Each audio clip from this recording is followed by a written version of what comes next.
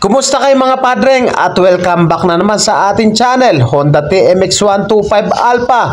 Ang issue ng motor ni boss, walang headlight, walang busina, walang flasher, at wala lahat sa pagto-troubleshoot ng ganyang issue. Dapat hindi natin hinuhulaan, dapat step by step para matumbok natin yung eksaktong sira nito. So, check natin. I-on na muna natin yung susi. Pansinin natin kung may neutral lights, walang neutral lights. Shoutout muna tayo kay Boss Eric Valerio. Yan, shoutout sa boss. Tadyakan natin. O yan, one click naman mga idol. Beritin natin. I-check natin yung kanyang busina. Wala nga. Yung kanyang flasher. Wala din. Yung kanyang flasher right. Wala. Yung kanyang headlight. So, wala din mga idol. So, yan yung ating susolusyonan. At dito na muna tayo sa kanyang side cover. I-check natin dyan yung kanyang fuse, yung mga wiring connection. So, tanggalin na muna natin yung kanyang side cover. At ang una kong ginagawa, syempre, gamit yung test light, yung clip naka-negative. Check natin kung may laman yung kanyang battery. So, meron naman supply kahit mahina. So, mahina, kabibili lang daw ng battery, pero bakit mahina yung supply? So, isa lang ibig sabihin yan, possible na may problema sa kanyang charging. So, isa rin yan sa mga i-check natin. Ang gawin lang natin dito mga padreng, tanggalin natin yung bracket ng kanyang battery. Tanggalin na rin natin yung battery para ma-expose natin yung kanyang wiring para makita natin kung ano pa ba yung mga problema. Tapos unahin na muna natin i-check yung kanyang regulator kung pasok yung kuryente papunta dito sa kanyang battery. So yung mga padreng, nabaklas na natin yung battery. Kaya ako binaklas yan dahil i-charge natin sa ating fast charger. Paandarin na muna natin yung motor. Tapos gamit yung ating test light, ilagay lang natin yung clip sa negative. Tapos yung terminal na positive ng kanyang tong terminal na to. Dapat iilaw po yan mga padreng kapag umaandar yung motor o tinatadyakan. Ayan o. At sa pagkakatong yung mga padreng ayaw umilaw, so kumpirmado natin mga padreng na may problema nga yung kanyang charging. So ang gagawin natin dyan, babaklasin natin yung kanyang bangko. So i-double check ulit natin, lagay natin yung clip sa negative. So sundutin ulit natin yung positive. Ito yung pinaka-terminal. So ayaw talaga mga padreng. So kumpirmado may problema nga yung wiring o kaya naman yung kanyang mismong regulator. Ay, sunog. Sunog. Naipit ng ano? Ng upuan. Lilis mo. Lilis mo yan.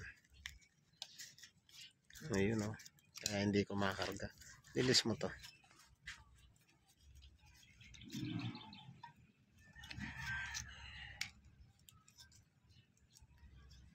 Lilis lahat.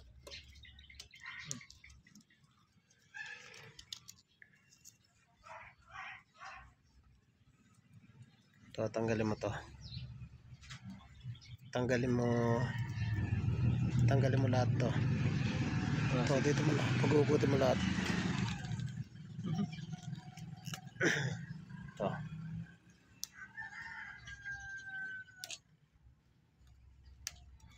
Okay.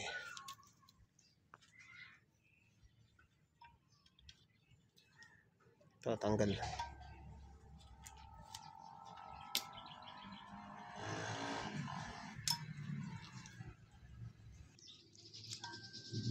Putol dito.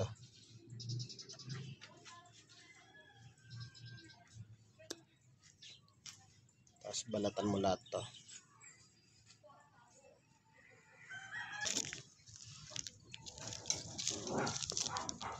Naka na 5.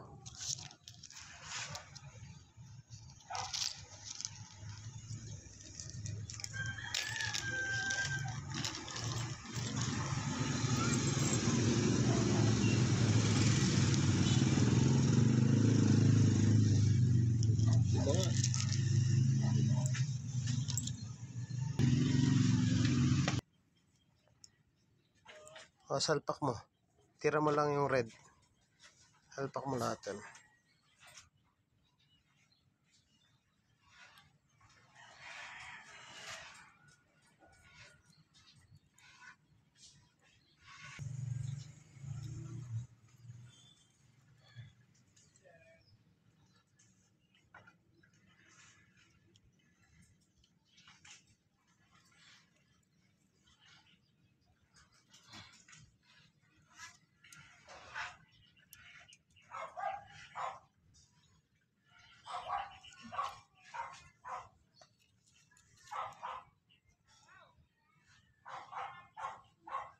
Oh, sige, tadyak. Yeah.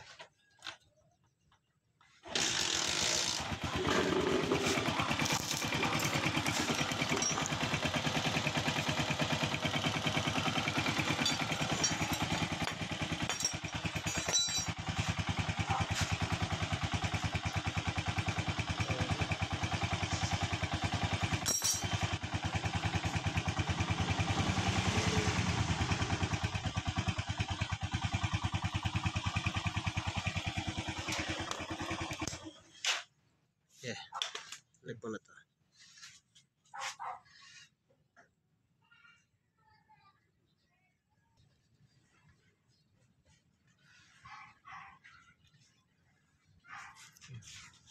Oh, start ulit.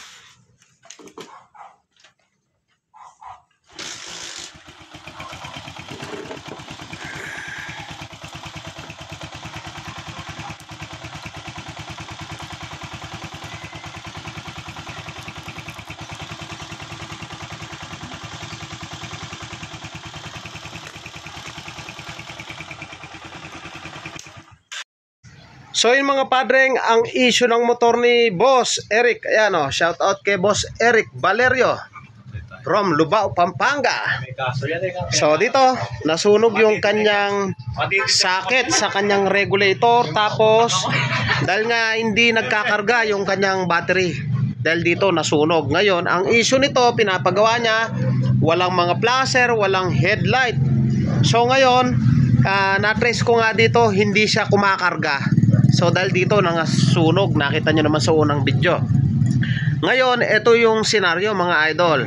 Nung naayos na natin yan, naglabas na yung regulator dito sa red wire. Naglabas na ng kuryente, pero nung pinaandar namin, wala pa ring mga busina. Ngayon, ito ang issue. Ito, yung kanyang susian. Sira na. Ipakita mo na sira yung kanyang susian. Pakita natin kung paano natin nasabing sira yung kanyang susian. Lagay lang natin yung clip sa negative. Ayan. Lagay natin yung clip sa negative. Yung red wire lagay natin sa positive. I-on mo. Okay. Tapos yung kulay black na wire, dapat yan mga idol, dapat yan iilaw. Ayan o, ayaw umilaw o. So nagpalit na tayo ng kanyang susian. Ayan, bago na siya. Panti MX155. Pero mo kung paki-on mo. O, check natin kung meron na siya mga flasher. O, ayan o. Yung mga flasher na mga idol o. O, dito, wala. Ayusin din natin yan. Sa kabila. O, ayan o. Automatic yan. May headlight na rin yan. Pero tinanggal namin. Dahil nga nagpalit kami ng susian. So, ang issue nito, kala ni boss, wala lang busina, walang flasher. Ang issue niya dito, regulator. Hindi nagbabato ng supply sa red wire. Hindi nagkakarga yung kanyang battery. Nalolobat. So yan ang issue niya talaga. Tsaka ito yung kanyang susian, nagpalit na tayo. Mga padreng, kung nagustuhan mo yung ganitong tutorial at bago ka pa lang sa akin channel, huwag niyo pong kalimutan na paki-like, paki-subscribe at paki-hit na rin po yung notification bell para updated po kayo sa mga videos na kagaya nito. Thank you po sa inyo. God bless at mabuhay po kayo.